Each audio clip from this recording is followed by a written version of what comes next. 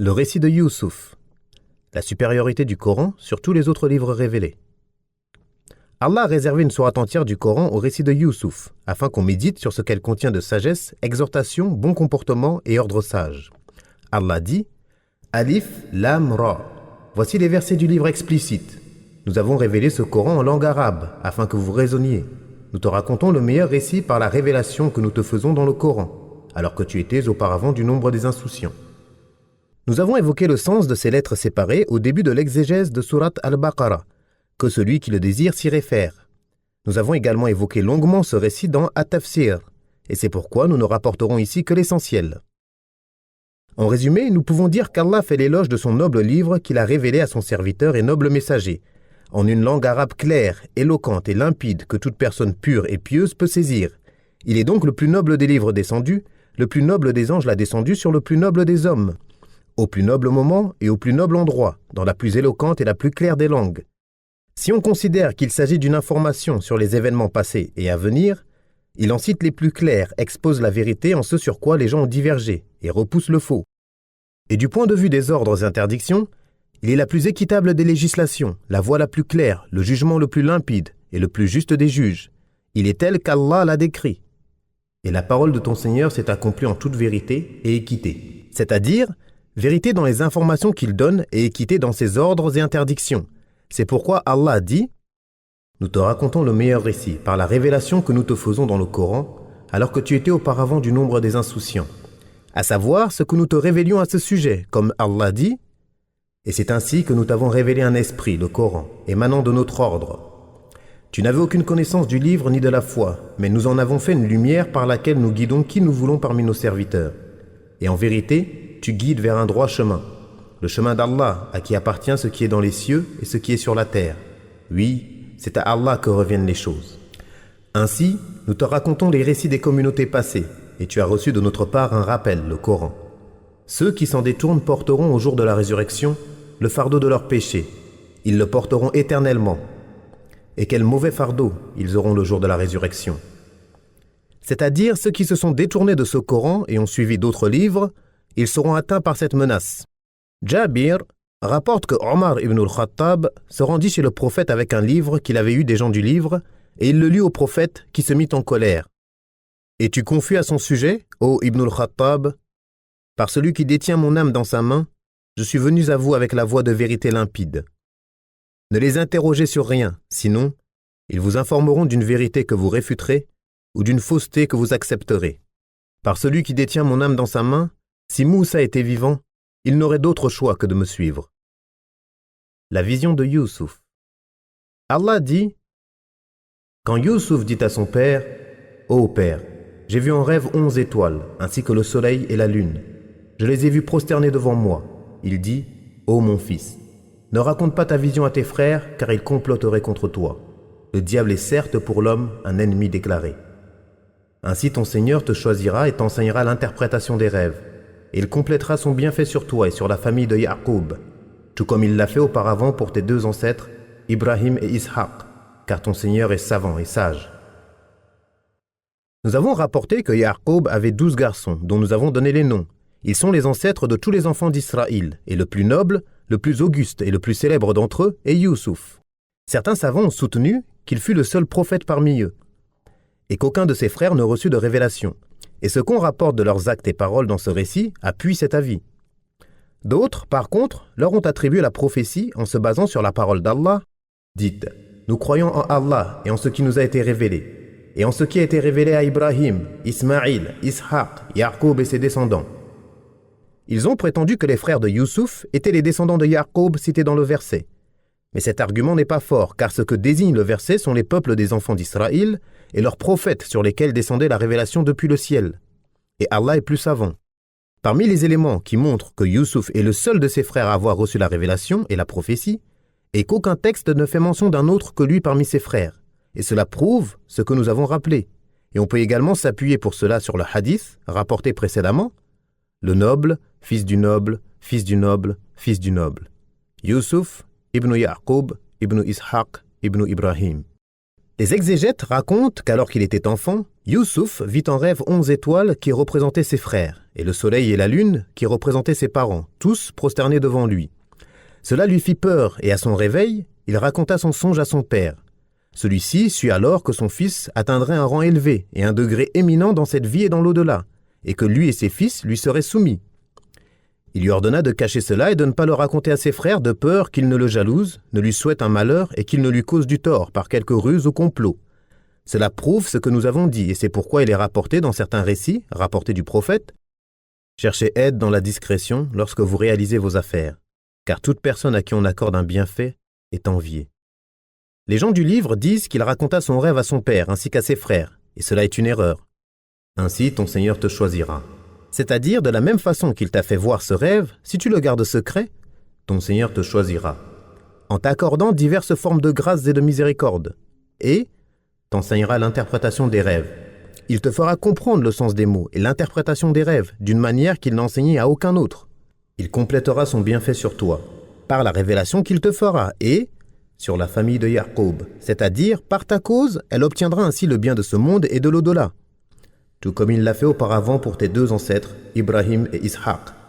C'est-à-dire qu'il t'accordera ses bienfaits et te distinguera par la prophétie, tout comme il l'a accordé à ton père Yaqub, ton grand-père Ishaq et ton arrière-grand-père Ibrahim. Car ton Seigneur est savant et sage. Comme Allah dit, Allah sait mieux où placer son message. C'est pour cela que lorsqu'on demanda au messager d'Allah, quelle est la personne la plus noble? Il répondit, Youssouf, le prophète d'Allah, fils du prophète d'Allah, fils du prophète d'Allah, fils de l'ami privilégié d'Allah. La ruse des frères de Youssouf. Allah dit, il y a certes en Youssouf et ses frères des signes pour ceux qui interrogent. Quand ceux-ci dirent, Youssouf et son frère sont plus aimés de notre père que nous, alors que nous sommes nombreux. Notre père est vraiment dans un tort évident. Tuez Youssouf ou exilez-le vers un autre pays, afin que l'amour de votre père vous soit exclusivement réservé, et vous serez après cela des gens de bien. L'un d'eux dit, ne tuez pas Youssouf, mais jetez-le au fond du puits, afin qu'une caravane le recueille si vous êtes décidé à agir. Allah attire l'attention des gens sur les nombreux signes, sagesses, preuves et exhortations que contient ce récit. Ensuite, il mentionna la jalousie de ses frères en raison de l'amour que lui portait son père à lui et à son frère, utérin, donc issu de la même mère, Banyamin, alors qu'eux sont un groupe nombreux et fort qui méritent plus l'amour de leur père. Notre père est vraiment dans un tort évident, en les aimant plus que nous. Ils se consultèrent pour tuer Youssouf ou l'éloigner vers un pays dont il ne reviendrait pas, afin que leur père se tourne exclusivement vers eux, c'est-à-dire qu'il leur voue tout son amour. Ils cachèrent qu'ils voulaient se repentir de cela par la suite. Ils étaient sur le point de se mettre d'accord sur cela, quand l'un d'eux dit, pour Mujahid, il s'agit de Shim'un, pour As-Suddi, c'est Yahuda, et pour Qatada et Muhammad ibn Ishaq, le fils aîné, Rubin. Ne tuez pas Youssouf, mais jetez-le au fond du puits afin qu'une caravane le recueille, si vous êtes décidé à agir. C'est-à-dire, si vous voulez vraiment le faire, faites ce que je vous dis. C'est ce qui est plus proche de sa mort et de sa disparition. Ils s'entendirent sur cette proposition, puis allèrent voir leur père et lui dirent, ils dirent, ô père, qu'as-tu à ne pas nous confier Youssouf alors que nous sommes bien intentionnés à son égard? Envoie-le avec nous demain pour qu'il se promène et joue, et nous veillerons sur lui. Il dit, cela m'attristerait que vous l'emmeniez, et je crains que le loup ne le dévore dans un moment où vous ne feriez pas attention à lui. Ils dirent, si malgré notre nombre le loup le dévore, nous serons alors vraiment perdants. Ils demandèrent donc à leur père de les laisser emmener avec eux leur frère Youssouf en prétextant qu'ils voulaient l'emmener faire paître le troupeau avec eux et le faire jouer et se promener. Ils lui cachèrent ce qu'Allah savait. Le cheikh dit, ô mes fils, il m'est pénible de me séparer de Youssouf, ne serait-ce qu'une heure, et je crains que vous ne soyez distraits par vos occupations et que le loup ne le dévore car il serait incapable de se défendre en raison de son jeune âge et votre inattention. Ils dirent, si malgré notre nombre le loup le dévore, nous serons alors vraiment perdants. Autrement dit, si malgré notre nombre, notre inattention conduit à ce que le loup le dévore, nous serions impuissants et perdus. Pour les gens du livre, Yaqub envoya Youssouf les rejoindre seul. Il se perdit en chemin, mais un homme lui indiqua où il se trouvait. C'est également une erreur de leur part, car Yaqub craignait de l'envoyer avec eux. Alors comment l'aurait-il envoyé seul? L'épisode du puits. Allah dit, et lorsqu'ils l'eurent emmené et furent d'accord pour le jeter dans le puits, nous lui révélâmes, tu les informeras plus tard de cela, tant qu'ils s'y attendent. Et ils vinrent à leur père le soir en pleurant, ils dirent, ô père, nous sommes allés faire une course, nous avons laissé Youssouf auprès de nos effets et le loup l'a dévoré. Mais tu ne nous croiras pas, même si nous disons la vérité. » Ils apportèrent sa tunique tachée d'un faux sang. Il dit, « Je crois plutôt que vos âmes vous ont suggéré quelque chose. Quant à moi, je patienterai d'une belle façon et je cherche secours auprès d'Allah contre ce que vous racontez. » Ils insistèrent donc auprès de leur père jusqu'à ce que ce dernier accepte de les laisser l'emmener avec eux. Dès qu'ils furent hors de vue de leur père, ils se mirent à l'insulter, à le mépriser en paroles et en actes. Ils décidèrent de le jeter au fond d'un puits, sur la pierre se trouvant au milieu et qui sert de marchepied à celui qui veut remplir le seau lorsque le puits ne contient pas beaucoup d'eau. Lorsqu'ils l'y jetèrent, Allah lui révéla « Tu seras sauvé et soulagé de la situation difficile dans laquelle tu te trouves, et tu informeras tes frères de ce qu'ils t'ont fait le jour où tu seras en position de force et qu'ils auront besoin de toi et te craindront, sans qu'ils s'y attendent. » Signifie pour Ibn Abbas « Ils ne s'attendront pas à ce que tu les en informes lorsqu'ils ne te reconnaîtront pas. » Une fois qu'ils l'eurent mis dans le puits, ils prirent sa tunique, la tachèrent de sang et revinrent en pleurant vers leur père à la tombée de la nuit. C'est pourquoi un pieux prédécesseur a dit « Ne sois pas trompé par les pleurs de celui qui prétend être victime d'injustice. Il se peut que ce soit lui l'oppresseur et qu'il pleure. » Et il rappela les pleurs des frères de Youssouf. Et ils vinrent à leur père le soir en pleurant, dans la pénombre, afin de favoriser leur ruse, et ils dirent « Ô père, nous sommes allés faire une course, nous avons laissé Youssouf auprès de nos effets, et le loup l'a dévoré. » C'est-à-dire en notre absence. Et ils ajoutèrent « Tu ne nous croiras pas, même si nous disons la vérité. » C'est-à-dire que si tu ne nous soupçonnais pas, tu n'aurais pas cru ce que nous te disons. Alors que dire étant donné que tu nous soupçonnes. Tu craignais que le loup ne le dévore, et nous t'avons garanti qu'il ne le mangerait pas en raison de notre grand nombre autour de lui. Nous sommes donc devenus à tes yeux des gens non crédibles, et nous comprenons que tu puisses ne pas nous croire. Ils apportèrent sa tunique tachée d'un faux sang, c'est-à-dire un sang qu'eux-mêmes ont mis sur sa tunique. En effet, ils égorgèrent un agneau et tachèrent la tunique de leur frère avec son sang, afin de faire croire à leur père qu'il fut dévoré par le loup. On rapporte qu'ils avaient oublié de déchirer la tunique, et le menteur se trahit par l'oubli. Lorsqu'apparurent sur eux les signes de la méfiance, leur acte ne secoua pas leur père, car il connaissait l'inimitié et la jalousie qu'il nourrissait à son égard pour l'amour qu'il lui portait en raison de ce qu'il percevait en lui, comme marque de révérence et de respect qui apparaissait chez lui dès l'enfance, et au fait qu'Allah voulait lui accorder la prophétie. Ils lui ont demandé de le prendre, l'ont éloigné de lui et sont revenus en faisant semblant de pleurer, et il leur dit « Je crois plutôt que vos âmes vous ont suggéré quelque chose. Quant à moi, je patienterai d'une belle façon, et je cherche secours auprès d'Allah contre ce que vous racontez. » Pour les gens du livre, Roubin voulait qu'ils le mettent dans le puits afin de pouvoir venir le chercher et le ramener à son père sans qu'il ne s'en aperçoive. Mais ils l'ont vendu à la caravane, et lorsqu'en fin de journée Roubin vint le chercher, il ne le trouva pas. Il cria et déchira ses vêtements. Ils saisirent un chevreau, l'égorgèrent et tachèrent de son sang la tunique de Youssouf. Lorsque Ya'qub apprit cela, il déchira ses vêtements, porta un habit noir et fut triste pour son fils très longtemps. Mais ce ne sont là que des histoires venant de leurs erreurs dans la figuration des événements. Le séjour en Égypte. Allah dit « Une caravane arriva au puits. Ils envoyèrent leur porteur d'eau qui fit descendre son seau et dit « Quelle agréable surprise, voilà un garçon !» Et ils le dissimulèrent pour le vendre telle une marchandise. Et Allah sait parfaitement ce qu'ils font. Le considérant indésirable, ses frères le vendirent à vil prix, pour quelques dirhams. Celui qui l'acheta était d'Égypte et dit à sa femme « Occupe-toi bien de lui, il se peut qu'il nous soit utile ou que nous l'adoptions. » Nous avons ainsi établi Youssouf dans le pays et lui avons appris l'interprétation des rêves. Allah accomplit son commandement, mais la plupart des gens ne savent pas. Et quand il eut atteint sa maturité, nous lui accordâmes sagesse et savoir.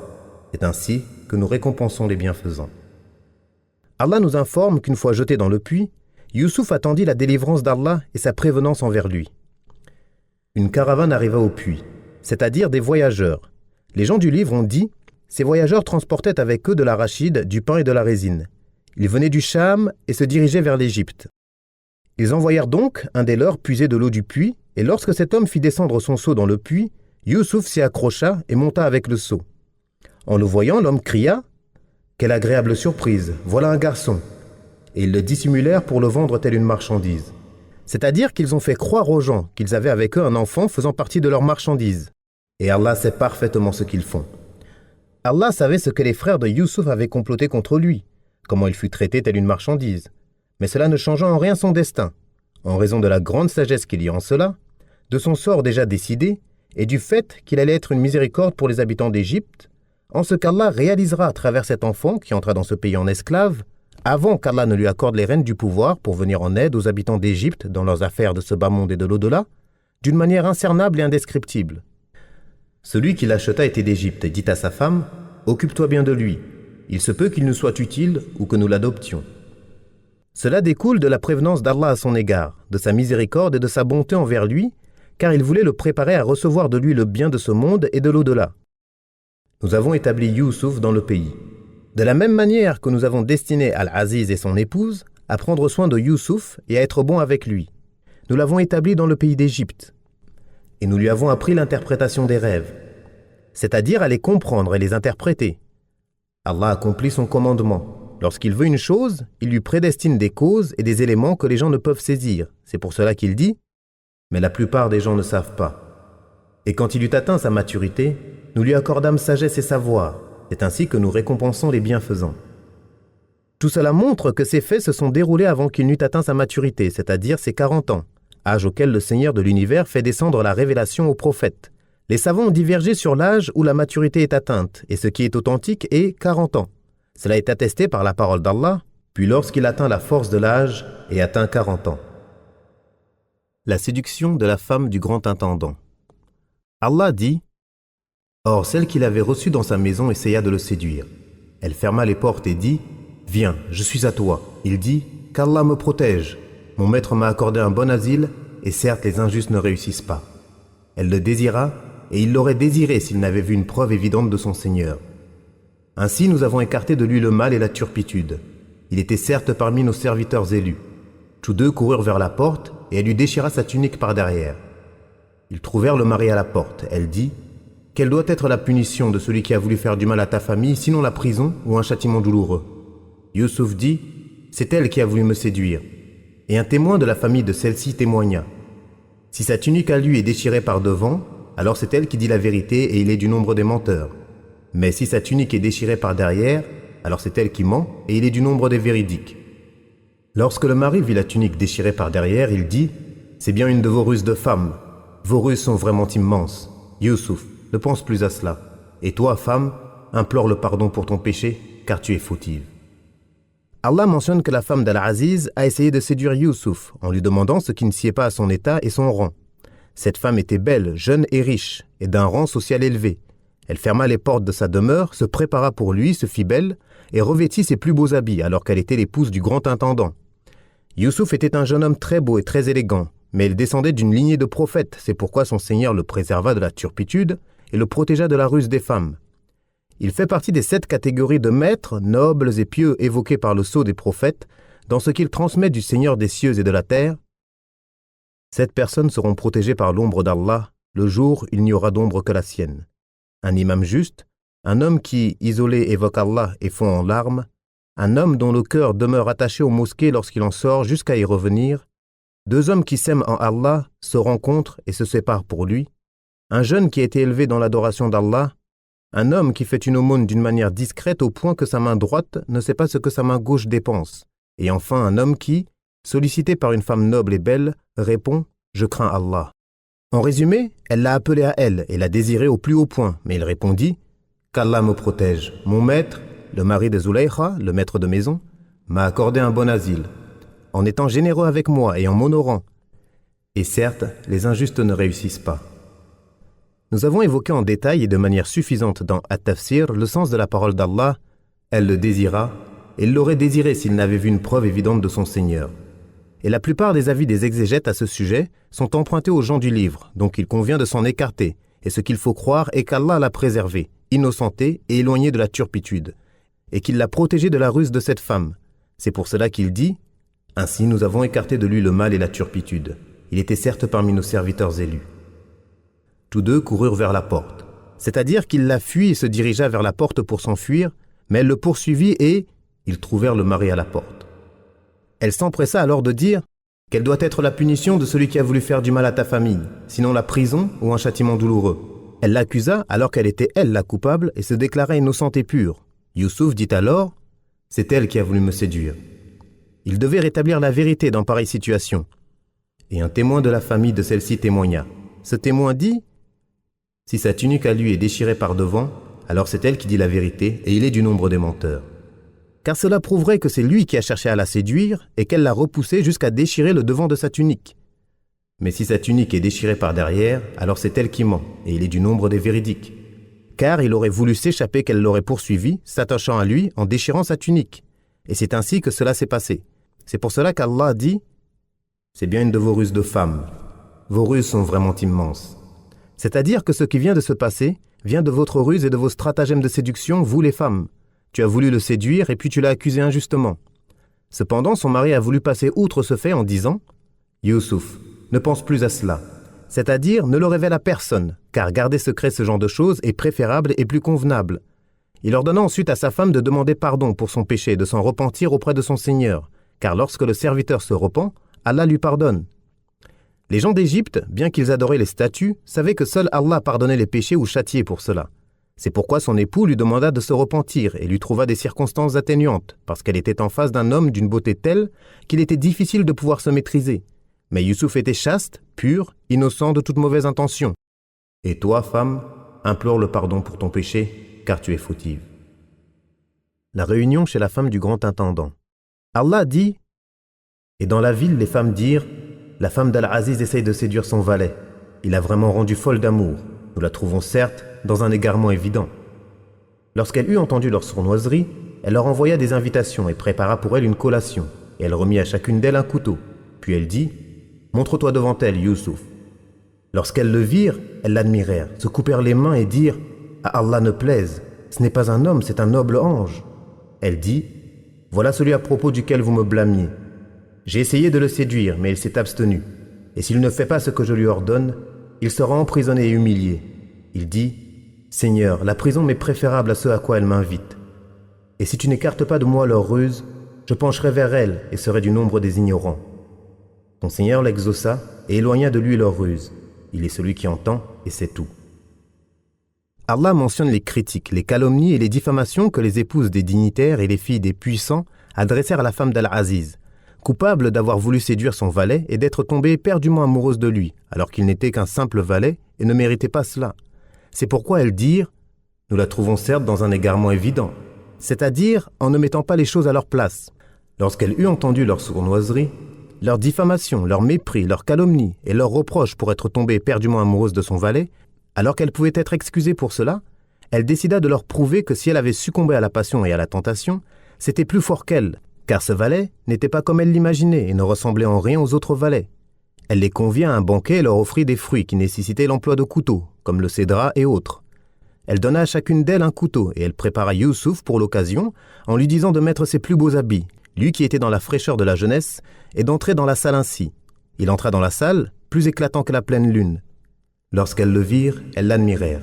C'est-à-dire qu'elles le glorifièrent, l'encensèrent et ne purent imaginer qu'il puisse exister aussi bel homme. Elles étaient tellement obnubilées par sa beauté qu'elles s'oublièrent et ne remarquèrent même pas qu'elles étaient en train de se couper les mains et de se blesser. À Allah ne plaise, ce n'est pas un homme, c'est un noble ange. Dans le hadith du voyage nocturne, le prophète a dit « Je suis passé près de Youssouf et j'ai vu qu'il lui a été donné la moitié de la beauté. » As-Suhayli ainsi que d'autres imams ont dit « Cela veut dire qu'il avait la moitié de la beauté d'Adam, car Allah a créé Adam de ses mains et lui a insufflé de son esprit. De ce fait, il jouissait d'une beauté humaine parfaite. C'est pour cela que les gens du paradis auront la taille d'Adam et sa beauté. Ainsi, Youssouf avait la moitié de cette beauté et personne n'avait été aussi beau depuis Adam, de même qu'aucune femme après Hawa n'avait été aussi belle que Sarah, la femme d'Ibrahim. » Ibn Mas'ud a dit « Le visage de Youssouf était aussi éclatant que l'éclair, et lorsqu'une femme lui parlait, il cachait son visage. D'autres ont dit que son visage était le plus souvent voilé afin que les gens ne le voient pas. C'est pour cela que lorsqu'il entra chez les femmes invitées chez l'épouse d'Al-Aziz, et qu'elles furent éblouies à sa vue au point de couper leurs mains, elle leur a dit « Voilà donc celui à propos duquel vous me blâmiez. » Elle fit ensuite l'éloge de sa chasteté. J'ai essayé de le séduire, mais il s'est abstenu. C'est-à-dire qu'il refusa. Et s'il ne fait pas ce que je lui ordonne, il sera emprisonné et humilié. Les autres femmes essayèrent de le convaincre d'accepter les avances de sa maîtresse, mais il refusa énergiquement et résista, car elle était de la lignée des prophètes. Il invoqua alors le Seigneur de l'univers et dit « Seigneur, la prison m'est préférable à ce à quoi elle m'invite. Et si tu n'écartes pas de moi leur ruse, je pencherai vers elle et serai du nombre des ignorants. » C'est-à-dire, si tu me confies à ma propre personne, alors je suis faible, incapable, je ne peux ni bien ni mal pour moi-même, sauf en ce que tu veux. Je suis faible, sauf si tu me renforces, me protèges, me préserves et m'entoures par ta force et ta puissance. C'est pour cela qu'Allah dit, son Seigneur l'exauça et éloigna de lui leur ruse. Il est celui qui entend et sait tout. L'épisode de la prison. Allah dit, puis, après qu'ils eurent vu les preuves de son innocence, ils l'emprisonnèrent quand même pour un temps. 2 jeunes entrèrent avec lui en prison. L'un d'eux dit, « Je me vois en rêve, pressant du raisin. » Et l'autre dit, « Et moi je me vois portant sur la tête du pain dont les oiseaux mangent. Donne-nous l'interprétation de nos rêves, car nous te voyons du nombre des bienfaisants. » Il répondit, « Je vous en donnerai l'interprétation avant que n'arrive votre repas. Cela fait partie de ce que mon Seigneur m'a enseigné. Certes, j'ai abandonné la religion d'un peuple qui ne croit pas en Allah et qui nie la vie future. Et j'ai suivi la religion de mes ancêtres, Ibrahim, Ishaq et Yaqub. Il ne nous convient pas d'associer à Allah quoi que ce soit.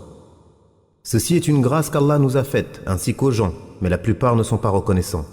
Ô mes compagnons, qu'est-il préférable d'adorer? Des seigneurs multiples ou Allah l'unique, le dominateur suprême? Vous n'adorez en dehors de lui que des noms que vous avez inventés, vous et vos ancêtres, pour lesquels Allah n'a révélé aucune preuve. Le pouvoir n'appartient qu'à Allah. Il vous a ordonné de n'adorer que lui. Telle est la religion droite, mais la plupart des gens ne savent pas. Ô mes compagnons, l'un de vous donnera du vin à boire à son maître, quant à l'autre, il sera crucifié, et les oiseaux mangeront de sa tête. L'affaire sur laquelle vous me consultez est déjà décidée. Même après la preuve de l'innocence de Youssouf, Al-Aziz et son épouse ont jugé qu'il valait mieux le mettre en prison afin d'étouffer le scandale et de faire croire aux gens que c'était lui qui a essayé de la séduire. À cause d'elle, il fut donc emprisonné injustement, mais Allah en avait décidé ainsi et a préservé Youssouf de leur compagnie. C'est pourquoi Ash-Shafi'i rapporte que certains soufis en ont déduit que fait partie de la préservation le fait de ne pas trouver. Allah dit, « 2 jeunes entrèrent avec lui en prison. On dit que l'un d'eux était le serveur du roi et l'autre son goûteur, qu'on a dit s'appeler Mujlis. Le roi les avait accusés d'un délit et les avait emprisonnés. En voyant Youssouf en prison, ils furent impressionnés par son aspect, sa droiture, ses bonnes manières, son comportement, ses paroles, ses faits et gestes, sa fervente adoration d'Allah et sa bienfaisance envers ses semblables. Tous 2 firent un songe, selon les exégètes, la même nuit. Le serveur a vu 3 ceps de vigne fleurir et mûrir pour donner des grappes de raisin. Il les cueillit, les pressa dans la coupe du roi et la lui servit. Quant au goûteur, il s'est vu portant sur la tête 3 corbeilles de pain où venaient manger des oiseaux carnassiers. Chacun lui raconta son rêve et lui demandèrent de les interpréter en disant « Nous te voyons du nombre des bienfaisants. » Il leur répondit qu'il en connaissait l'interprétation et ajouta « Je vous en donnerai l'interprétation avant que n'arrive votre repas. » On rapporte que cela veut dire « Quels que soient les songes que vous avez vus, je peux vous les interpréter avant qu'ils ne se concrétisent, et ils se réaliseront comme je vous le dirai. » On rapporte aussi que cela signifie « Je suis capable de vous informer de la composition du repas qui vous sera apporté avant qu'il n'arrive, sucré ou amer, comme a dit Isa, et je vous apprends ce que vous mangez et ce que vous amassez dans vos maisons. » Il leur dit « Cela fait partie de ce qu'Allah m'a enseigné, car je crois en lui, je professe son unicité et je suis la voix de mes nobles ancêtres, Ibrahim, Ishaq et Yaqub. Il ne nous convient pas d'associer à Allah quoi que ce soit. Ceci est une grâce qu'Allah nous a faite, en nous guidant vers cela, ainsi qu'aux gens, c'est-à-dire en nous ordonnant d'appeler les gens à lui et de les orienter et guider vers lui, car cela est inscrit en eux et est inné. Mais la plupart ne sont pas reconnaissants.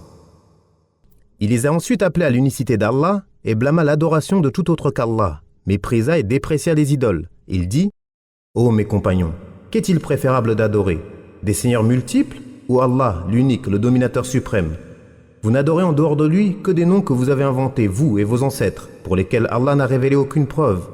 Le pouvoir n'appartient qu'à Allah. C'est lui qui administre ses créatures et fait ce qu'il veut. Il guide qui il veut et égare qui il veut. Il vous a ordonné de n'adorer que lui, c'est-à-dire seul et sans associé. Telle est la religion droite, mais la plupart des gens ne savent pas. Bien qu'elle soit claire et limpide, ils ne se dirigent pas vers elle. L'appel qu'il leur adresse à cet instant représente le summum de la perfection, car ils avaient une grande admiration pour lui et étaient disposés à accepter tout ce qu'il leur disait. Il convenait donc qu'il les appelle vers ce qui leur sera plus utile que ce sur quoi il l'avait interrogé.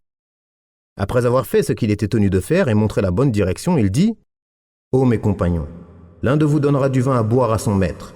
Il s'agit du serveur. Quant à l'autre, il sera crucifié et les oiseaux mangeront de sa tête. Il s'agit du goûteur. L'affaire sur laquelle vous me consultez est déjà décidée. C'est-à-dire que cela aura lieu inéluctablement. C'est pourquoi il est dit dans le hadith « Le rêve est comme accroché à la patte d'un oiseau tant qu'il n'est pas interprété. Et lorsqu'il est interprété, il se réalise. » Allah dit, et il dit à celui des deux dont il savait qu'il serait délivré, « Parle de moi auprès de ton maître. » Mais le diable lui fit oublier de rappeler le cas de Youssouf à son maître. Il resta donc en prison quelques années. Allah mentionne que Youssouf a dit à celui dont il savait qu'il allait être délivré, c'est-à-dire le serveur, « Parle de moi auprès de ton maître, c'est-à-dire plaide ma cause auprès de ton maître, et rappelle-lui que je suis emprisonné sans avoir commis de délit. » Il y a là une preuve qu'il est permis de recourir aux moyens disponibles et licites, et que cela ne s'oppose pas à la confiance en Allah. Quant à la parole d'Allah, mais le diable lui fit oublier de rappeler le cas de Youssouf à son maître. Cela veut dire que le diable fit oublier à celui qui sortit de prison de transmettre à son maître ce que Youssouf lui a confié. C'est l'avis de Mujahid, Muhammad ibn Ishaq et d'autres. C'est l'avis le plus juste et également celui des gens du livre. Il resta donc en prison quelques années. Le terme quelques années, bid'a, signifie entre 3 et 9 ans. Ibn Kathir, rapportant ensuite plusieurs avis sur le sens de bid'a et la valeur que cela désignait, mais l'avis le plus communément partagé par les savants est que cela désigne une valeur comprise entre 3 et 9. Quant à ceux qui disent que la parole d'Allah, mais le diable lui fit oublier le rappel de son maître, qu'il faut traduire ainsi pour rendre compte du sens visé, désigner Youssouf, qui aurait donc oublié de se rappeler d'Allah, c'est là une erreur, même si cela est rapporté d'Ibn Abbas et Ikrima, et le hadith rapporté à ce sujet par Ibn Jarir est faible de plusieurs points de vue. Ibn Habban rapporta un hadith concernant la raison pour laquelle Youssouf resta en prison. D'après Abu Huraira, le prophète a dit « Qu'Allah fasse miséricorde à Youssouf. S'il n'avait pas dit « Parle de moi auprès de ton maître », il ne serait pas resté en prison aussi longtemps. Qu'Allah fasse miséricorde à l'hôte. Il disposait d'un appui solide, Allah, lorsqu'il disait à son peuple « Si seulement j'avais de la force pour vous résister, ou si je trouvais un appui solide. » Et après lui, Allah n'a pas envoyé de prophète, si ce n'est dans l'opulence de son peuple. C'est un hadith inventé de plusieurs points de vue, et cette formulation est parmi les plus mensongères, et ce qui est rapporté par Al-Bukhari et Muslim témoigne de cette erreur, et Allah est plus savant. L'interprétation du rêve du roi. Allah dit, le roi dit, « Je vois en rêve 7 vaches grasses mangées par 7 maigres, et 7 épis verts, et autant d'autres secs. Ô mes conseillers, donnez-moi une explication de ma vision, si vous savez interpréter les rêves. » Ils dirent, « C'est un amas de rêves, et nous ne savons pas interpréter les songes. » Celui des deux jeunes qui avaient été délivrés se rappela de Youssouf après un certain temps et dit « Je vous en donnerai l'interprétation, envoyez-moi donc. » Ô Youssouf, le véridique, informe-nous au sujet de 7 vaches grasses mangées par 7 vaches maigres, et 7 épis verts et autant d'autres secs, afin que je retourne aux gens et qu'ils connaissent l'interprétation du rêve. Alors Youssouf dit « Vous sèmerez pendant 7 années consécutives. Tout ce que vous aurez moissonné, laissez-le en épis, sauf le peu que vous consommerez. Viendront ensuite 7 années de disette, qui consommeront tout ce que vous aurez amassé pour elles, sauf le peu que vous aurez réservé comme semence. Puis viendra après cela une année où les gens recevront la pluie et iront au pressoir. » Ce fut là l'une des causes de la sortie de prison de Youssouf, respecté et honoré. Lorsque le roi raconta son rêve aux notables de son peuple, personne parmi eux ne savait interpréter les rêves et ils dirent « C'est un amas de rêves », c'est-à-dire un mélange de rêves de nuit qui n'ont peut-être aucune explication. Et de plus, nous n'avons aucune connaissance en cela, c'est pourquoi ils dirent « Et nous ne savons pas interpréter les songes. » À cet instant, celui des deux jeunes qui fut sauvé et auquel Youssouf demanda d'intervenir auprès de son maître, mais qui avait oublié jusque-là, se souvint de Youssouf. C'est là le décret d'Allah, et il est sage en cela. Lorsqu'il constata l'incapacité des gens à interpréter le rêve de son maître, il se rappela de Youssouf et ce qu'il lui avait demandé. C'est pour cela qu'Allah dit « Celui des deux jeunes qui avaient été délivrés se rappela de Youssouf après un certain temps. » Le jeune dit à son peuple et au roi, « Je vous en donnerai l'interprétation. Envoyez-moi donc, c'est-à-dire chez Youssouf. » Et il lui dit, « Ô Youssouf, le véridique, informe-nous au sujet de 7 vaches grasses mangées par 7 vaches maigres, et 7 épis verts et autant d'autres, secs, afin que je retourne aux gens et qu'ils connaissent l'interprétation du rêve. » Pour les gens du livre, lorsque le serveur parla de Youssouf au roi, celui-ci le fit venir et lui raconta son rêve. Ceci est une erreur, et ce qui est juste est ce qu'Allah a mentionné dans son livre le Coran, et non ce qu'ont dit ces ignorants comme mensonge et absurdité. Youssouf donna alors ce qu'il avait comme science en ce domaine, sans tarder, sans condition et sans demander à être libéré rapidement. Il répondit simplement à leurs questions et leur interpréta le rêve du roi, qui annonçait la venue de 7 années d'abondance, suivie de 7 autres de disette. Puis viendra après cela une année où les gens recevront la pluie, c'est-à-dire qu'ils auront la pluie, l'abondance et la prospérité, et ils iront au pressoir, c'est-à-dire qu'ils presseront, comme par le passé, leurs raisins, leurs olives, leurs grains de sésame et autres. Il interpréta le rêve, leur indiqua le bien et leur montra ce qu'ils devaient faire en cas d'abondance et de disette. Stocker les grains récoltés, sauf ce qu'ils consommeront, et les laisser dans leurs épis durant la période d'abondance de cette année. Puis, pendant la période de sécheresse, garder un peu de semences pour pouvoir planter par la suite. Car on pense généralement qu'on ne peut remettre le grain dans le champ. Ces conseils sont une preuve évidente de la perfection de ses connaissances, de son intelligence et de la perspicacité de son jugement. Révélation de l'innocence de Youssouf.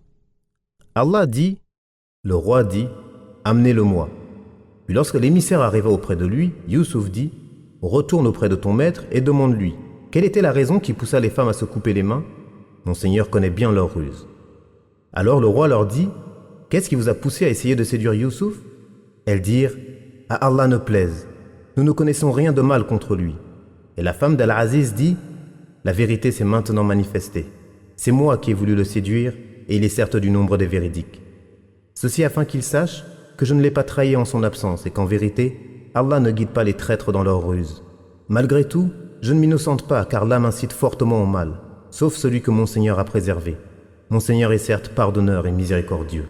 Lorsque le roi prit connaissance de la science de Youssouf, et de la justesse de son raisonnement, de son jugement, et de sa compréhension, il ordonna qu'on le lui amène afin d'en faire un de ses proches conseillers.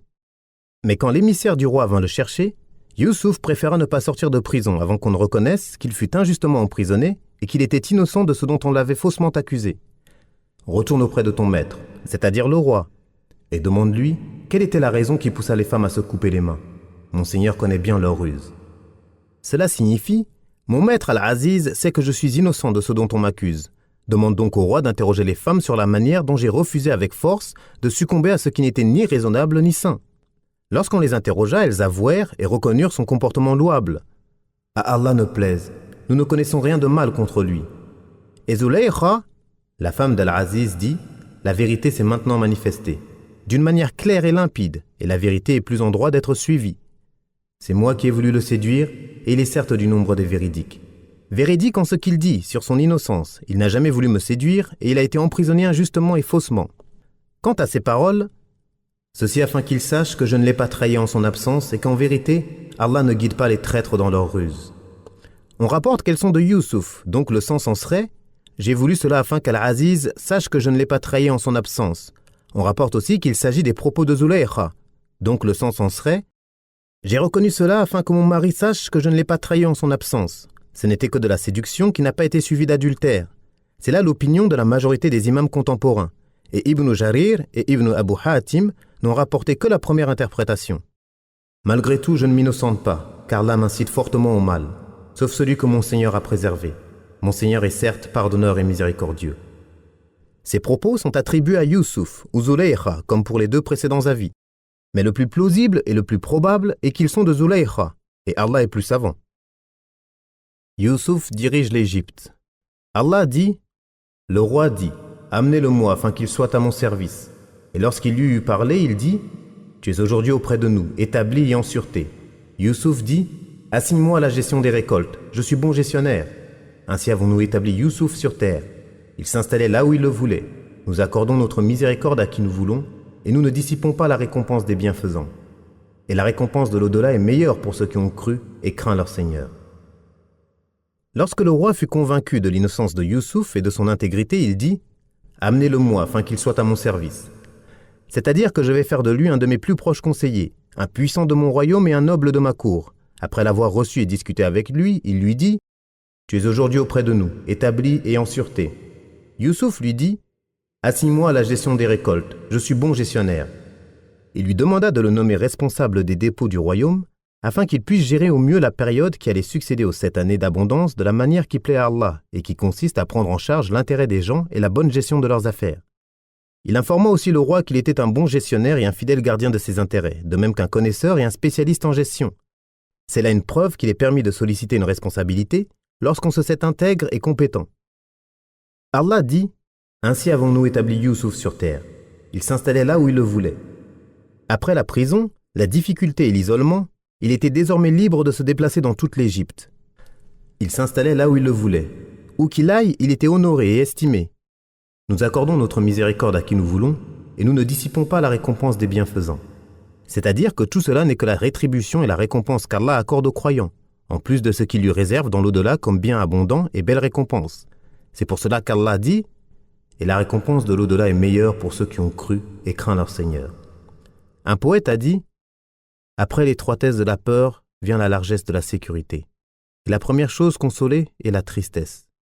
Ne désespère donc pas, car Allah a accordé à Youssouf ses trésors après qu'il soit sorti de prison. » La venue des frères de Youssouf.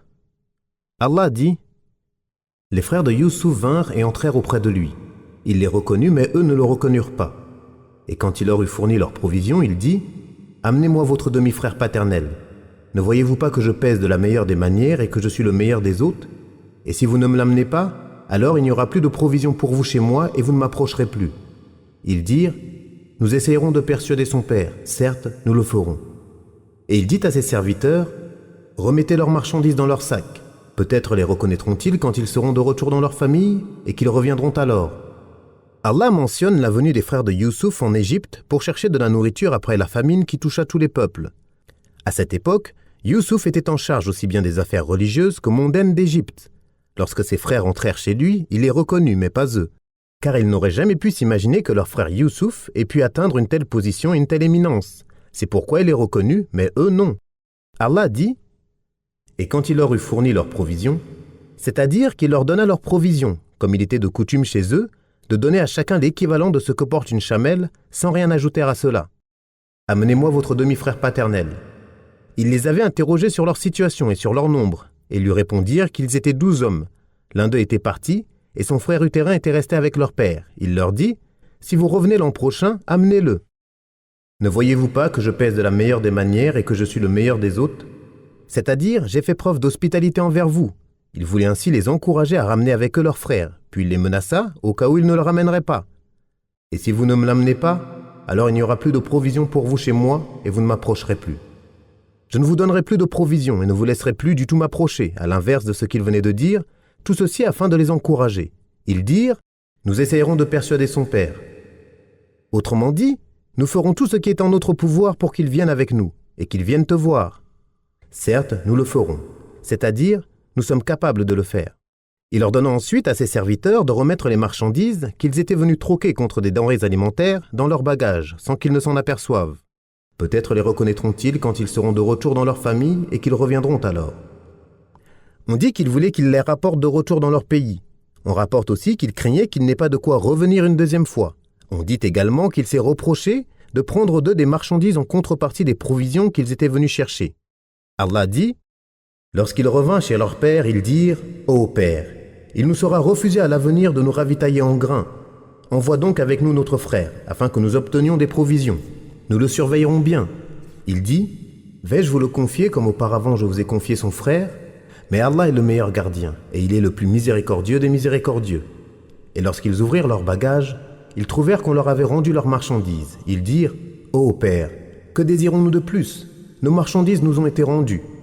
En retournant en Égypte, nous approvisionnerons notre famille, nous veillerons à la sécurité de notre frère, nous aurons une charge de chameau supplémentaire et c'est là un gain facile. » Il dit « Je ne l'enverrai avec vous que si vous me prêtez serment au nom d'Allah que vous me le ramènerez, sauf cas de force majeure. » Lorsqu'ils lui eurent prêté serment, il dit « Allah est garant de ce que nous disons. » Et il dit « Ô mes fils, n'entrez pas par une seule porte, mais par des portes différentes.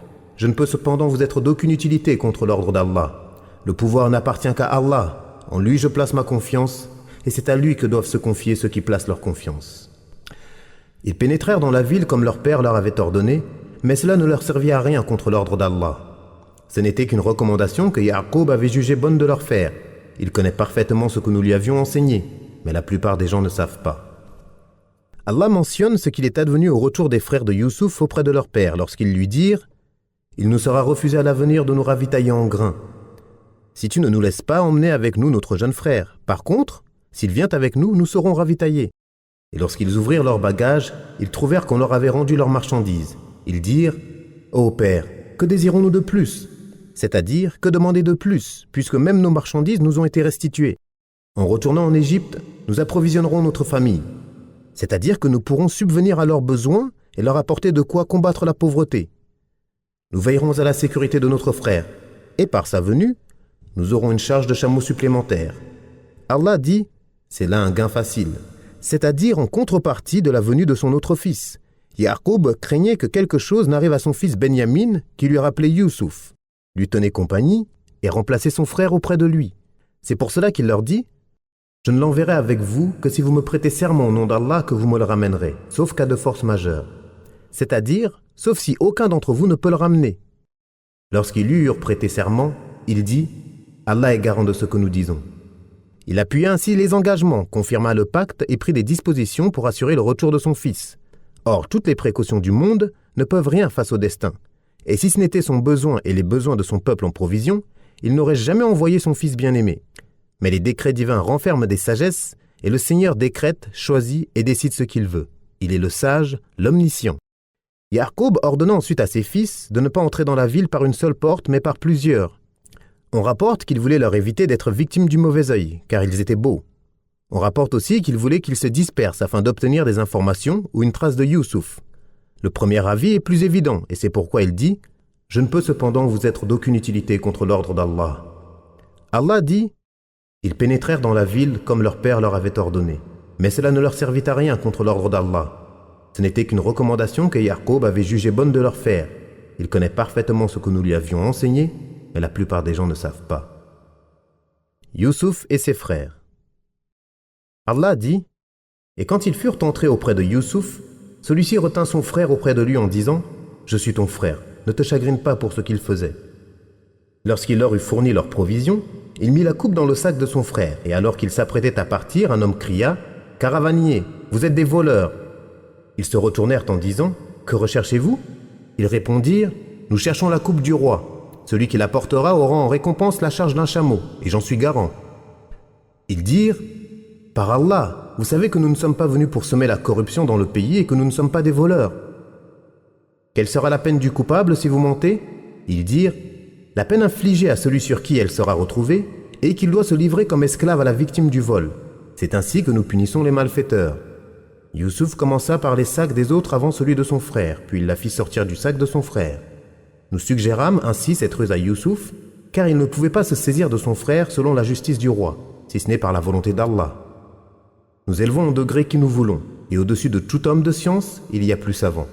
Ses frères dirent « S'il a commis un vol, c'est qu'un de ses frères a volé auparavant. » Youssouf ne leur dévoila pas ce qu'il pensait et se dit « Vous êtes bien pire encore, et Allah est plus savant du sens de vos propos. » Ils dirent « Ô gouverneur, il a un père très vieux, prends l'un de nous à sa place, nous voyons que tu es du nombre des bienfaisants. » Il dit « À Allah ne plaise de prendre un autre que celui chez qui nous avons trouvé notre bien.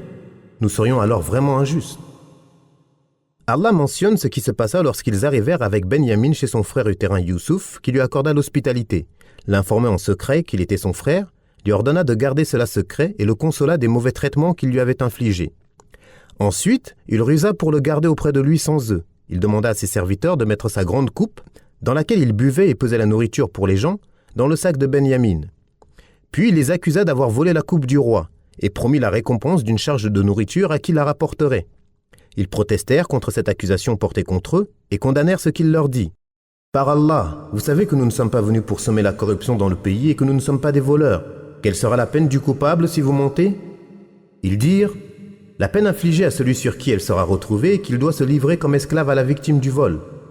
C'est ainsi que nous punissons les malfaiteurs. » Selon leur loi, le voleur était livré comme esclave à sa victime.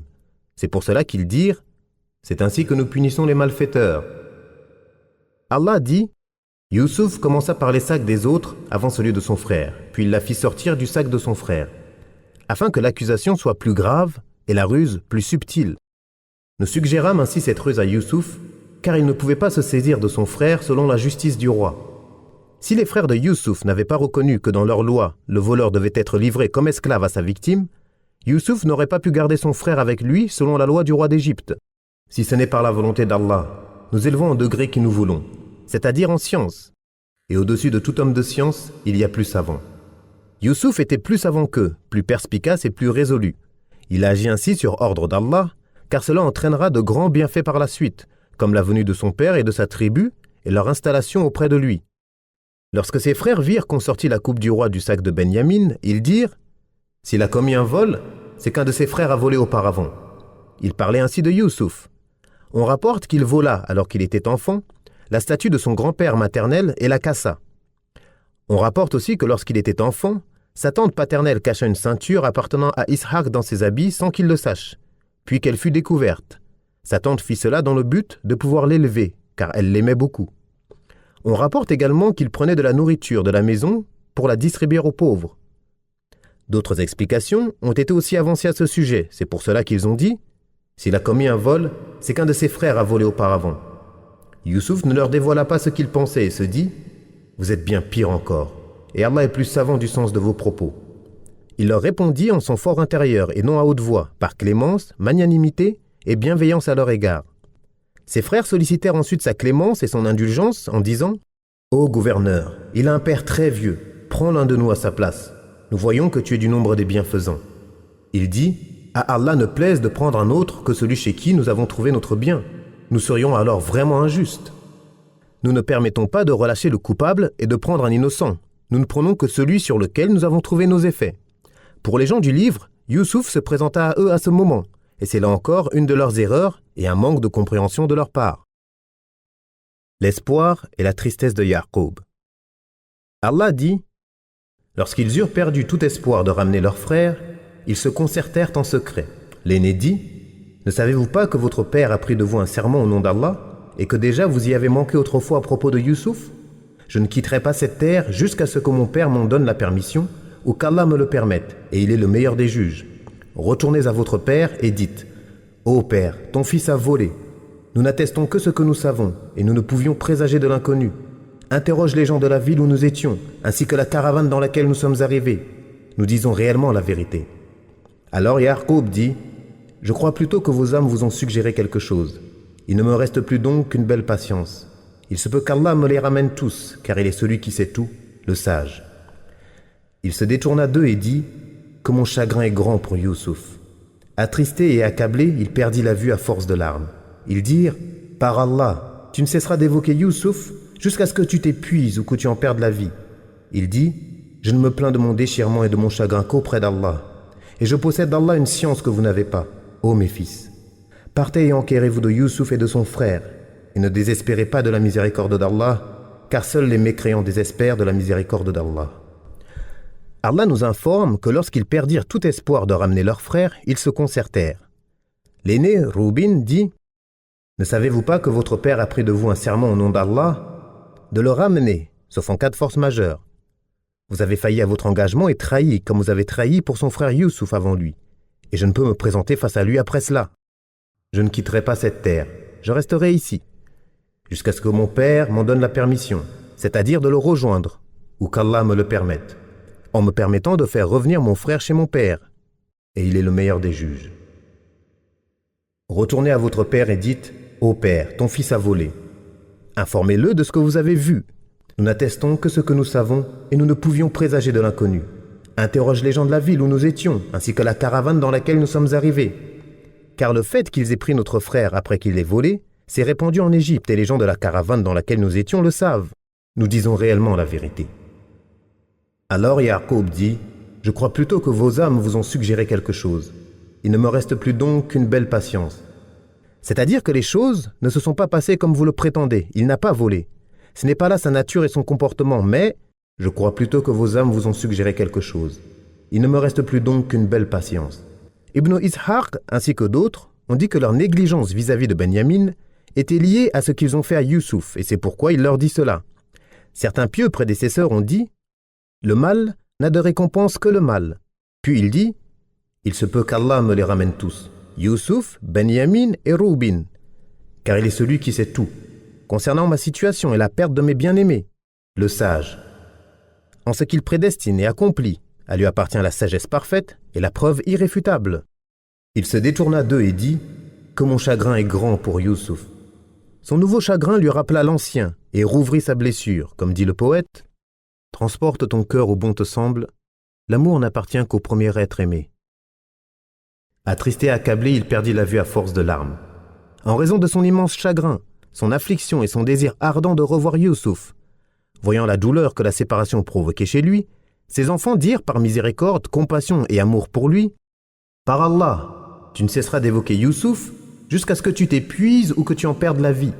Tu ne cesseras pas de le mentionner jusqu'à ce que ton corps soit décharné et que tes forces s'épuisent. Tu devrais plutôt te ménager.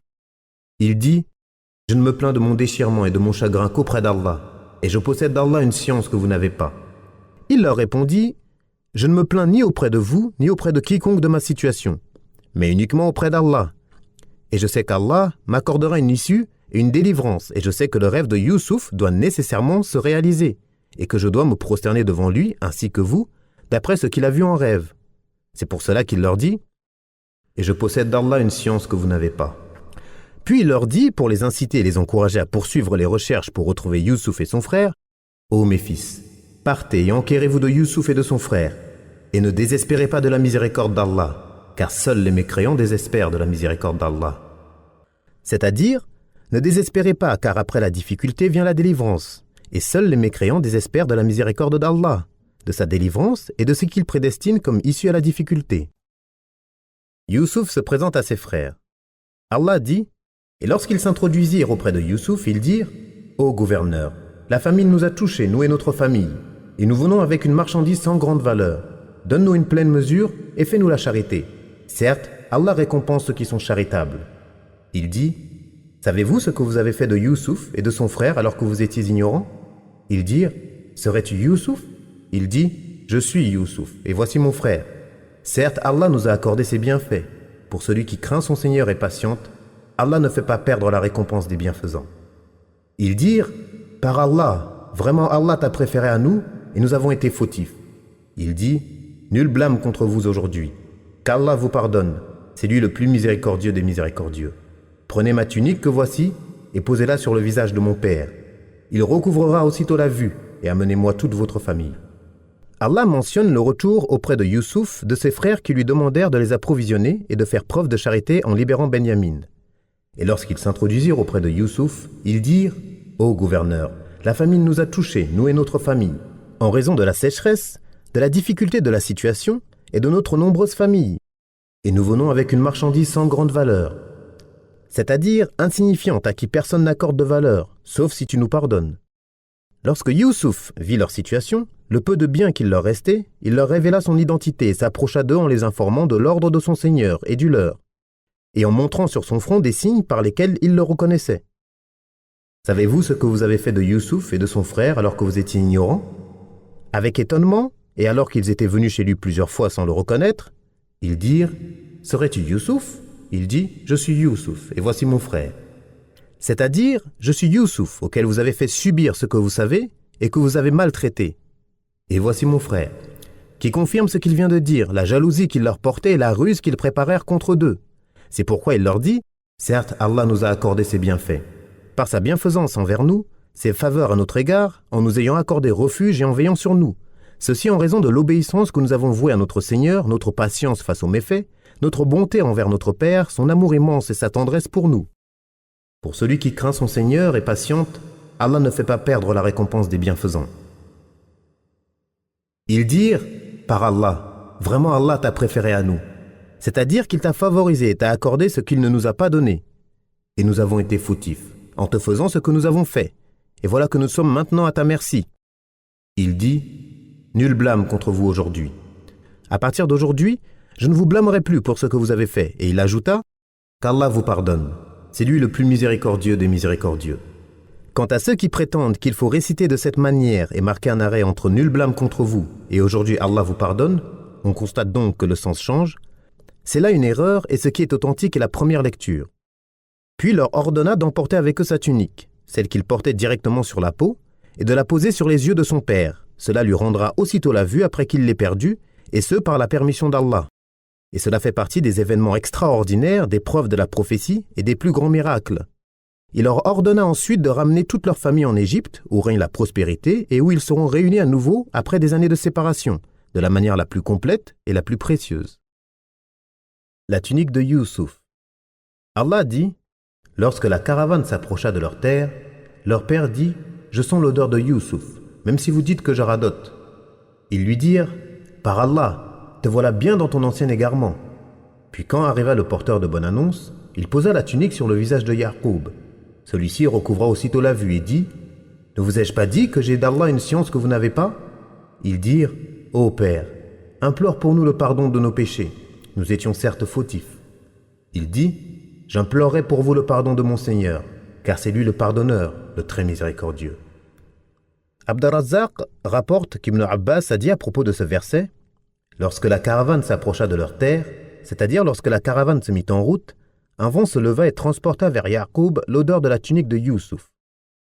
Leur père dit, je sens l'odeur de Youssouf, même si vous dites que je radote. Il sentit son odeur à une distance de 8 jours de marche. Al-Hassan al-Basri et Ibn Jurayj al-Makki ont dit que la distance était de 8 lieues. Ils ont ajouté que Ya'qub était alors séparé de Youssouf depuis 24 ans.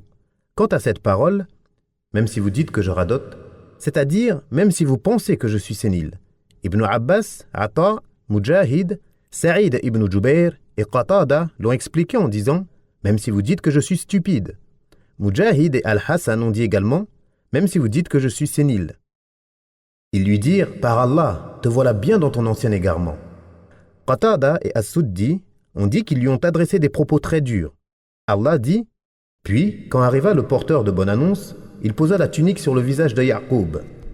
Dès qu'il arriva, il mit la tunique sur le visage de Ya'qub, et sa vue revint aussitôt, et il dit alors à ses fils, « Ne vous avais-je pas dit que j'ai d'Allah une science que vous n'avez pas ? C'est-à-dire, je savais qu'Allah me ferait rejoindre Youssouf, que je me réjouirais de le revoir, et qu'il me fera voir en lui et de sa part ce qui me rendra heureux. » C'est alors qu'ils dirent, « Ô Père, implore pour nous le pardon de nos péchés, nous étions certes fautifs. » Ils lui demandèrent d'invoquer pour eux le pardon d'Allah, pour s'être mal comportés envers lui et son fils et ce qu'ils lui ont fait. Et c'est parce qu'ils avaient l'intention de se repentir de leur acte avant même de le perpétrer, qu'Allah leur accorda ce repentir lorsqu'ils tombèrent dans leur faute. Leur père accepta de répondre à leur demande en disant « J'implorerai pour vous le pardon de mon Seigneur, car c'est lui le pardonneur, le très miséricordieux. » Ibn Mas'ud, Ibrahim at-Taymi, Amr ibn Qays, Ibn Jurayj et d'autres ont dit qu'il les a fait attendre jusqu'aux dernières heures de la nuit. On rapporte également que le prophète a dit « Notre Seigneur descend chaque nuit au ciel de ce monde et dit « Qui se repent afin que j'accepte son repentir ? Qui demande afin que je lui accorde ? Qui demande pardon afin que je lui pardonne ?» Le rassemblement de la famille de Youssouf. Allah dit « Lorsqu'ils s'introduisirent auprès de Youssouf, celui-ci reçut ses parents et dit « Entrez en Égypte, en toute sécurité si Allah le veut. » Il éleva ses parents sur le trône, et tous tombèrent devant lui, prosternés. Et il dit « Ô Père, voilà l'interprétation de mon rêve de jadis. Allah l'a réalisé, et il a été bon envers moi en me faisant sortir de prison et en vous faisant venir de la campagne après que le diable ait suscité la discorde entre mes frères et moi. Mon Seigneur est subtil pour ce qu'il veut, et il est celui qui sait tout, le sage. Ô Seigneur, tu m'as donné du pouvoir et enseigné l'interprétation des rêves. Créateur des cieux et de la terre, tu es mon maître, ici-bas et dans l'au-delà. Fais-moi mourir en parfaite soumission et fais-moi rejoindre les vertueux. » Allah mentionne les retrouvailles des bien-aimés après une longue période de séparation. Le contexte du récit nous indique que cette période est approximative. En effet, la femme a essayé de le séduire alors qu'il avait 17 ans, selon l'avis de plus d'un. Il resta en prison quelques années, 7 selon Ikrima et d'autres. Et lorsqu'il fut libéré, il eut 7 années d'abondance suivies de 7 autres de disette. Ses frères vinrent seuls la première année, puis ils prirent leur frère Benyamin la deuxième année. Et la troisième année, Youssouf leur révéla son identité et leur demanda de ramener leur famille, ce qu'ils firent. Lorsqu'ils s'introduisirent auprès de Youssouf, celui-ci reçut ses parents, c'est-à-dire seul avec eux, sans ses frères. Il leur dit « Entrez en Égypte, en toute sécurité si Allah le veut. » C'est-à-dire « Habitez, installez-vous en Égypte en toute sécurité. » Allah dit « Il éleva ses parents sur le trône. » Certains, comme les savants de la Torah, ont dit que sa mère était morte. Certains exégètes ont dit qu'Allah la ressuscita. D'autres ont dit qu'il s'agissait de sa tante Léa, et la tante est considérée comme la mère. Pour Ibn Jarir et d'autres, le Coran montre clairement que sa mère est restée vivante jusqu'à ce jour, et qu'il ne faut donc pas considérer ce que les gens du livre rapportent de contraire. C'est un avis très fort, et Allah est plus savant. Il les éleva sur le trône, à savoir qu'il les fit asseoir à ses côtés, et tous tombèrent devant lui, prosternés.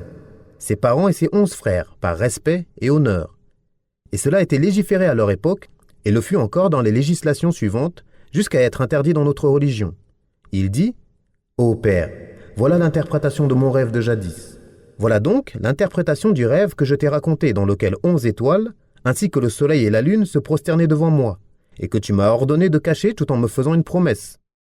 Allah l'a réalisé, et il a été bon envers moi en me faisant sortir de prison.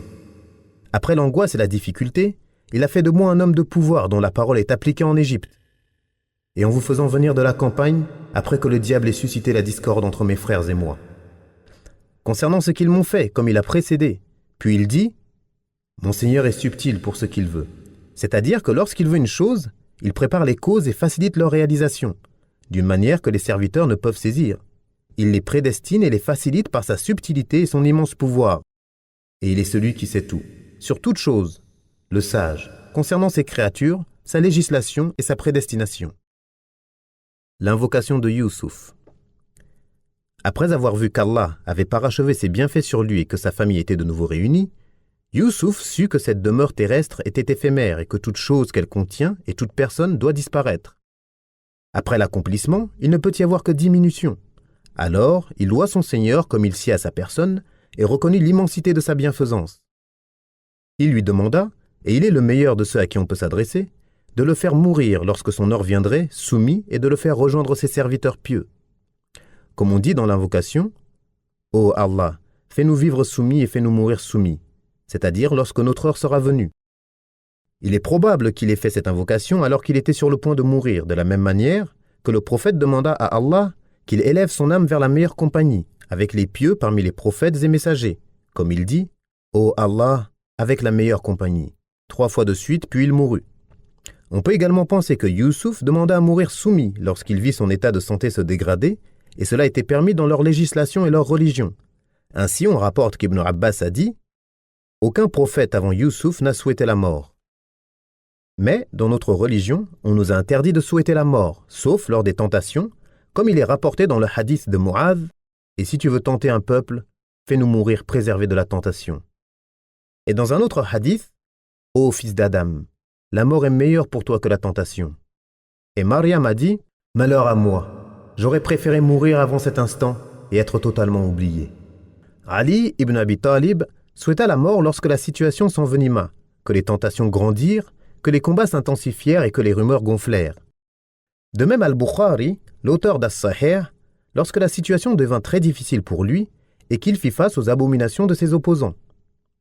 Mais dans l'aisance, Anas ibn Malik rapporte que le prophète a dit « Qu'aucun d'entre vous ne souhaite la mort en raison d'un mal qui l'atteint.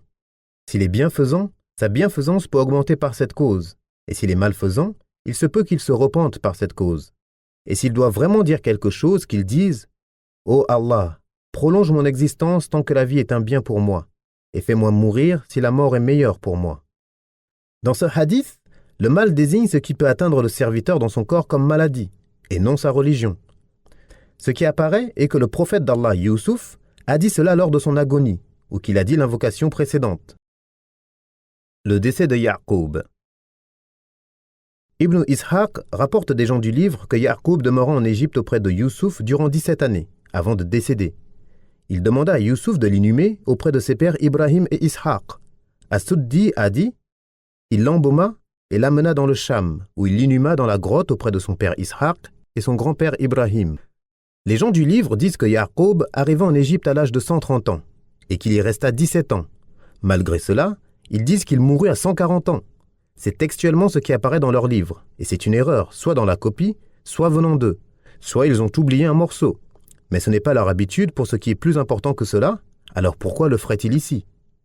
Allah dit dans son noble livre « Étiez-vous témoins quand la mort se présenta à Ya'qub et qu'il dit à ses fils « Qu'adorerez-vous après ma mort ?» Ils répondirent « Nous adorerons ton Dieu et le Dieu de tes pères, Ibrahim, Ismaïl et Ishaq, un Dieu unique, et nous sommes soumis à lui. » Il ordonna à ses enfants la pureté du culte, qui est la religion de l'islam, avec laquelle Allah a envoyé les prophètes. Puis la mort se présenta à Youssouf. Peu de temps avant sa mort, il demanda à ses frères de l'emmener, s'il venait un jour à quitter l'Égypte, et de l'enterrer auprès de ses pères. Ils l'embaumèrent donc et le mirent dans un cercueil où il resta en Égypte, jusqu'à ce que Moussa l'emmène avec lui et l'inhume avec ses pères comme nous le verrons plus loin.